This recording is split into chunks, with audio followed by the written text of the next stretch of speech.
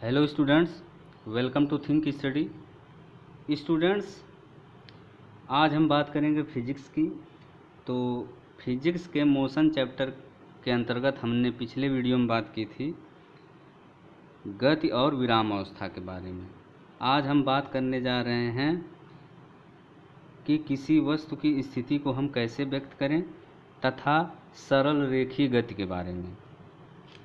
Students, किसी वस्तु की स्थिति को बताने के लिए हमें एक निर्देश बिंदु की आवश्यकता होती है। हम इसको एक उदाहरण द्वारा समझते हैं। स्टूडेंट्स, उदाहरण के लिए राम के घर से उसका स्कूल जो है 6 किलोमीटर पश्चिम की ओर है। तो जब हम राम के घर जाएंगे तो उसके घर से हमें राम के स्कूल की स्थिति के बारे में पता चलेगा। तो राम के घर से पश्चिम की ओर जब हम जाएंगे कितने किलोमीटर? 6 किलोमीटर, तब राम का स्कूल आ जाएगा। तो यहाँ पे जो निर्देश बिंदु है वो राम का घर है। तो इसी के सापेक्ष हमें राम के स्कूल के बारे में जानकारी मिल रही है। तो चलिए अब हम बात करते हैं सरल रेखीय गति के बारे में। स्टूडेंट्स, सरल रेखीय गति क्या होती है इसको समझते हैं कि जब कोई वस्तु सीधी रेखा या सरल रेखा में गति करे तो उसकी गति जो है सरल रेखीय गति कहलाती है। अब हम इसको उदाहरण द्वारा समझते हैं। स्टूडेंट्स, उदाहरण के लिए कि माना कोई वस्तु सरल रेखीय पथ पर गतिमान है। वस्तु अपनी गति जो है बिंदु O से प्रारंभ करती है, जिसे क्या कहते हैं? निर्देश बिंदु मान सकते हैं, जिसे हम निर्देश बिंदु मान सकते हैं। तथा भिन्न भिन्न क्षणों में बिंदु A, B और C वस्तु की स्थितियों के बारे में बताता है। तो स्टूडेंट्स, यहाँ पे नीचे फिगर दिया गया है। यहाँ पे कोई वस्तु है जो कि बिंदु O पर है। तो बिंदु O को हमने क्या माना है? निर्देश बिंदु माना है। जब कोई वस्तु बिंदु O से चलना प्रारंभ करती है तो वो आती है बिंदु A तक। तो बिंदु A तक आने में वस्तु द्वारा कुल चली गई दूरी होगी 70 किलोमीटर। यहाँ पे मैंने शो किया है, ये 5 किलोमीटर है, ये 10 है, ये 15 है, ये 20 है। इसी तरह मैंने 5-5 के इंटरवल पर 70 किलोमीटर तक की दूरी शो की है। तो स्टूडेंट्स, जब कोई वस्तु निर्देश बिंदु O से चलना प्रारंभ करेगी तथा बिंदु A तक आएगी तो वस्तु द्वारा जो कुल दूरी तय की जाएगी वो होगी 70 किलोमीटर।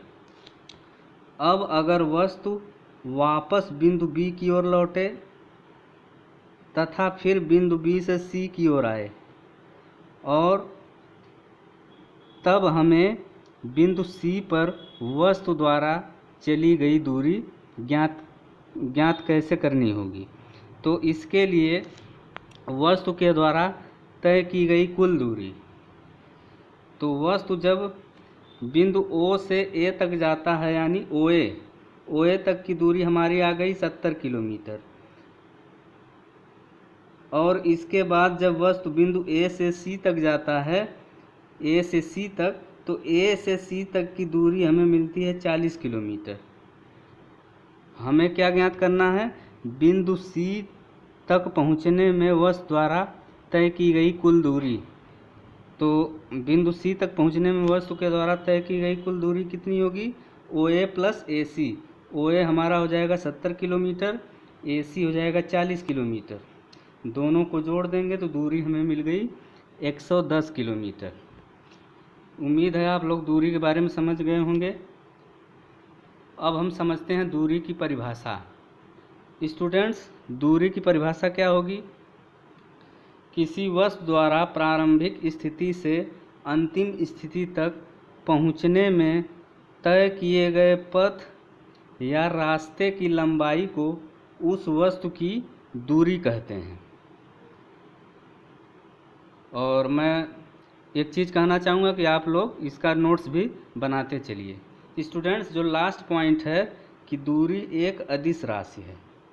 अदिश राशि है जिसका केवल परिमाण होता है, दिशा नहीं होती है। परिमाण का मतलब दूरी अदिश राशि है, यानी हम दूरी को केवल आंकिक मान के द्वारा व्यक्त कर सकते हैं।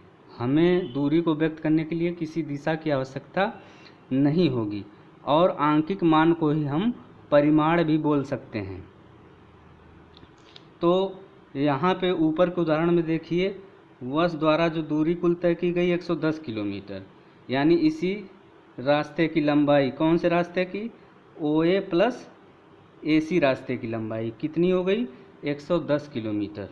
लेकिन जब हम विस्थापन की बात करेंगे तो विस्थापन में हमें दिशा की आवश्यकता होगी। तो स्टूडेंट्स, ये था आज का वीडियो। नेक्स्ट वीडियो में हम बात करेंगे सदिश तथा अदिश राशि के बारे में, तथा साथ ही हम पढ़ेंगे विस्थापन। Thanks for watching.